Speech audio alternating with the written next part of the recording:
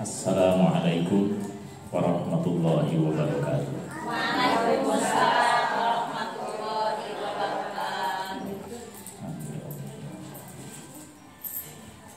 Subhanallah wa bihamdihi subhanallahil azim. Raditu billahi rabba wa bil islami dina wa bi Muhammadin nabiyya wa rasula. Rabbi zidni ilman warzuqni fahman. Allahumma yassir wa la tu'assir ya muyassir kullal asir. Yassir umurana wa la tu'assir umurana ya muyassir innaka anta ala kulli syai'in yasir. Amin ya Allah ya rabbal alamin.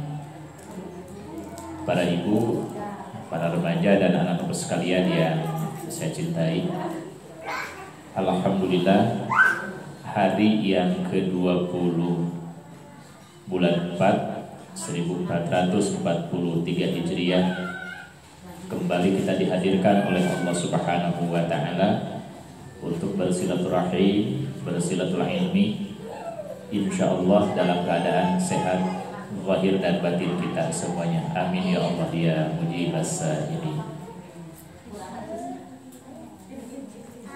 Pada saat ini saya mohon izin untuk melakukan identifikasi terlebih dahulu. Sekali lagi mohon izin untuk melakukan identifikasi tentang hal apa? Yang pertama tentang rutinitas kita sebagai muslimah berdasar kaidah agama. Yang pertama, ini anggap saja UTS atau PTS, evaluasi belajar tengah semester atau nabi penilaian tengah semester, bisa juga pas penilaian akhir semester. Kenapa hal ini harus saya lakukan? Karena kalau saya menghitung ini sudah lumayan sering saya di tempat ini, lebih dari 1 kali, 2 kali, 3 kali, bahkan lebih dari 4 kali kalau tidak salah, langsung dan tidak langsung. Siap diuji? Siap? Jadi yang namanya ujian malir ibarat mati. Siap tuh siap, kada siap. Da kematian mah moal nunggu siap. Anu siap pupus, anu teu siap oge pupus. Jadwal ujian itu yang baik tidak diberitahukan.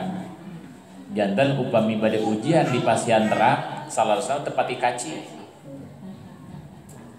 Bilih nyontek heula, anu kadua bilih nyerat heula dina dampal panangan atanapi dina panangan dina kertas diselipkeun dina lebeteun beber sareng lian-lian. Jadi kalau kita meniru gaya Allah gitu, ujian itu bagusnya tidak diberitahukan. Baru di sekolah, di pesantren, kalebet di perguruan tinggi. Untuk apa? Menunjukkan kesiapan orang itu sendiri dari mata pelajaran ke mata pelajaran yang pernah disampaikan. Allah itu sudah memberi mata pelajaran kepada kita semuanya. Betul? Sepakat semuanya bahwa Allah sudah memberi mata pelajaran. Allah dan Rasulnya sudah memberi kuliah berulang kali kepada kita. Betul? Di mana itu modulnya? Di Al-Quran dan di As-Sunnah. Itu modul pelajaran dari Allah dan Rasulnya. Pertanyaannya, kita membaca atau tidak atas modul itu? Kalau dari waktu ke waktu kita membacanya, insya Allah tidak akan jeblok ujian kita. Tapi jika dari waktu ke waktu itu modul tidak pernah dibuka, maka jangankan harus menjawab 100 soal, 1 soal pun boleh jadi tidak mampu. Pertarosan sim kuring ayeuna sudah siap diuji. Ayeuna reng hapranjuk. Tapi tiba-tiba detak jantung jadi kencang. Insya Allah sehat. Ada kalanya Allah itu memberikan alif lam mim nun shad qaf. Itu terselubung artinya. Tapi ada kalanya Allah memberi sesuatu yang sangat mudah sekali itu difahami. Apalagi kalau yang sifatnya riwayat. Siapa orang yang beramal saleh dengan landasan iman tauhid kepada Allah Subhanahu wa taala, maka Allah berjanji akan memberikan penghidupan yang terbaik dan akan diberi pahala yang terbaik pula atas kebaikan amal orang itu sendiri. Itu dalam surah apa? Dalam surah apa? Surah apa itu? An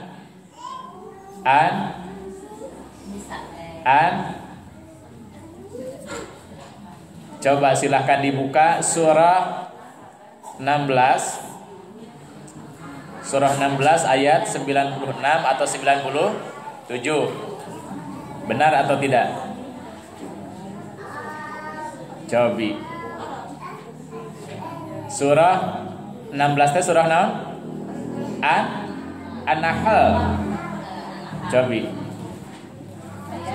96 atau 97?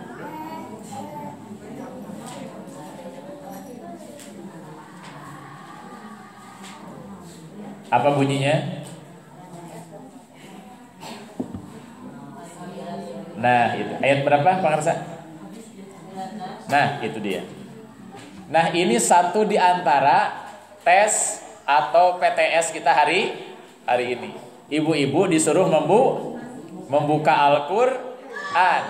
Surah keberapa? 16. Namanya surah An. Ayat keberapa?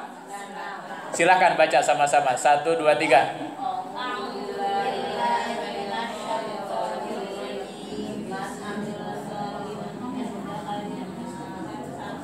Mangga sasarangan 1, 2, 3.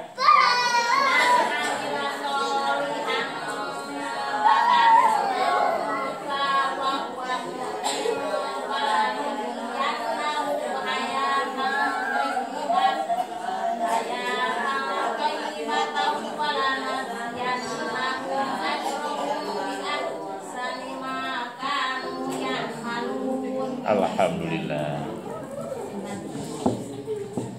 Kan di kelas dan di tempat kuliah juga suka ada sesi meminta kesediaan salah seorang mahasiswa, mahasiswi, murid, santri untuk berani tampil seorang diri tanpa tengok kiri, tengok kanan, tanpa minta bantuan kepada temannya.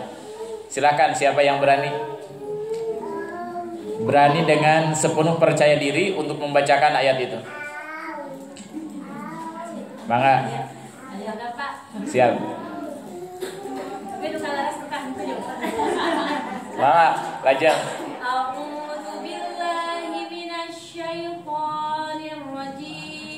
Silakan disimak oleh yang lain.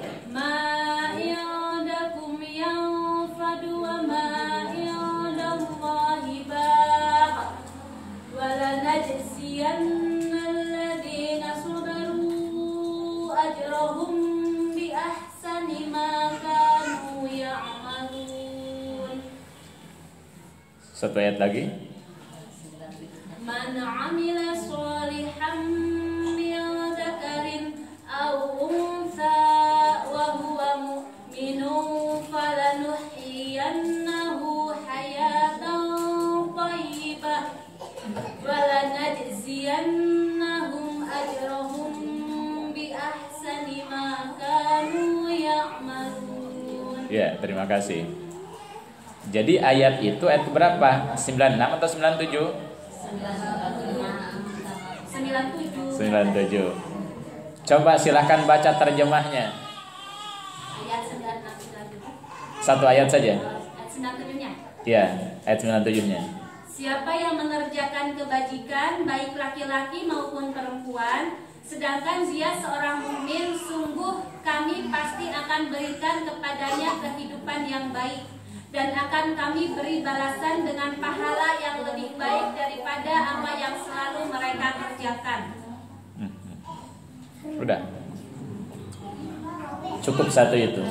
Cukup untuk menjadi dasar bagi laki-laki dan bagi perempuan tentang apa yang harus dan seharusnya, sudah, sedang, dan yang akan datang untuk dikerjakan.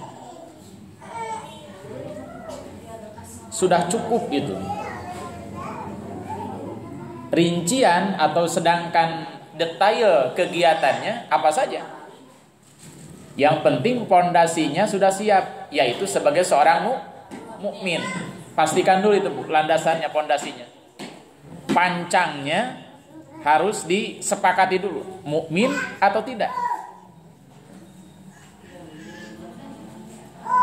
Ia beriman dengan hatinya, ia beriman dengan lisannya, semua instrumen tubuhnya pun dibawa untuk sama-sama menguatkan ikrar dan deklarasinya.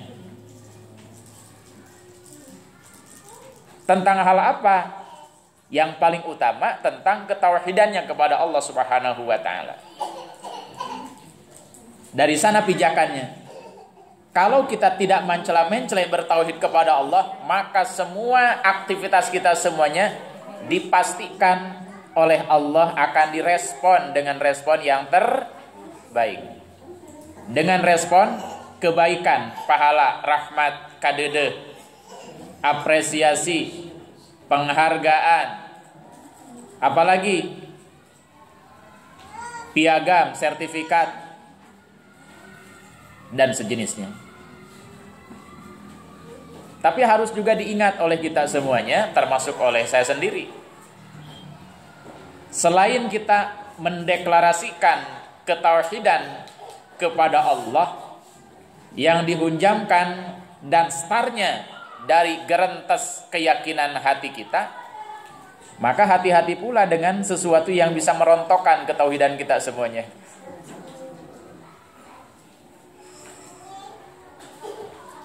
Apa yang kira-kira mencederainya itu? Yang bisa mencederai keyakinan kita kepada Allah itu diantaranya ragu. Allah teh aya henteu. Janji Allah teh aya henteu. Hati-hati. Ketika kita sudah syak wasangka, ragu, ad-ad saur bahasa Sunda, itu bisa mengurangi kualitas konsistensi kita atas ketauhidan yang kita katakan bahwa kita sebagai manusia yang bertauhid. Contoh begini, Ibu.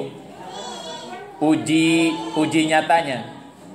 Menurut dalil bahwa orang yang beramal saleh yang tadi itu, apakah dilakukan oleh laki-laki atau oleh perempuan? Dan dirinya sebagai mukmin atau mukminah, mukmin laki-laki, mukminah perempuan, maka Allah pasti akan memberi penghidupan yang terbaik bagi orang itu. Kemudian di akhir kemudian Allah akan membalas dengan balasan yang terbaik atas kebaikan kinerjanya. Tiba-tiba misal kita pasang kalkulator waktu, kalkulator angka. Tadi saya berbuat kebaikan, kata kita, pukul 7 kira-kira.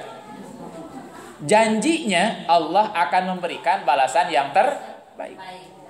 Dan di akhir kemudian mungkin pukul 9, mungkin pukul 10, mungkin pukul setengah 12 dan seterusnya. Allah akan membalasnya dengan balasan yang terbaik atas kecantikan, keelokan, kebaikan amal kita tadi pada pukul berapa tadi beramal teh? Pada pukul 7 itu. Di antos-antos tabuh 8 teu aya kene. tabuh salapan teu aya, dugi ka tabuh 12 teu aya keneh eta wawales, dugi ka diantos, dugi ka tabuh 7 enjingna deui teu acan aya. Tiba-tiba kita ragu. Ieu teh dalil nu tina Al-Qur'an ieu teh. Nah, balasan teh teu aya wae. Hati-hati ketika kita ragu. Apalagi sampai membohongkan. Ragu saja itu sudah berisiko.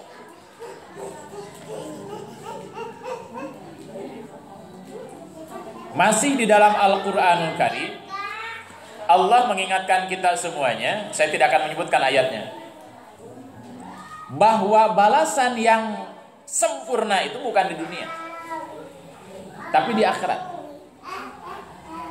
Jangan sekali-kali berharap balasan 100% di dunia, tidak mungkin.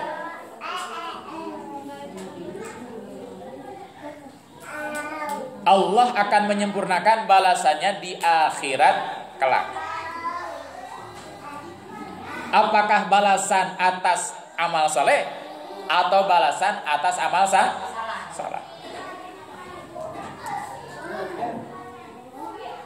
Ibu-ibu yang Allah muliakan, kita tidak bisa membayangkan betapa kita akan kewalahan menerima nikmat Allah ketika semuanya diberikan di dunia. Baru segini saja buktinya masih ada, boleh jadi kita semuanya yang belum bersyukur atas karunia itu sendiri. Wa na'udzubillah min dzalik, apalagi dalam bentuk konsekuensi. Siksa, azab. Satu kali manusia berbuat salah tanpa ditaubati dan tanpa disadari, tanpa berhenti, jika langsung dikonversi dengan siksa Allah Rabbul Alamin, hancur dunia ini. Satu jenis kesalahan saja. Makanya Al-Quran mengingatkan bahwa konsekuensi logis dari amal salah kita itu baru beberapa persennya saja yang diberikan di dunia. Ketika manusia musyrik kepada Allah, langsung oleh Allah dibalas di dunia, hancur berantakan dunia ini. Apalagi dalam bentuk kerusakan, kejahatan dalam bentuk yang lainnya. Nah, kalau begitu tugas kita apa? Termasuk saya. Tugas kita yang pertama, terus-menerus memelihara dan memperbaiki, memperbaharui ketauhidan, keimanan, keyakinan, kepercayaan kita kepada Allah dan kepada apa yang mesti kita yakini. Itu tugas kita. Makanya di dalam hadis itu diingatkan, jaddidu imanakum bila ilaha illallah. Perbaharui ketauhidanmu dengan la ilaha illallah. Bukan semata-mata mengucapkan, bukan. Tapi terus-menerus melakukan evaluasi. Apakah kita ini sudah betul-betul karena Allah atau bukan?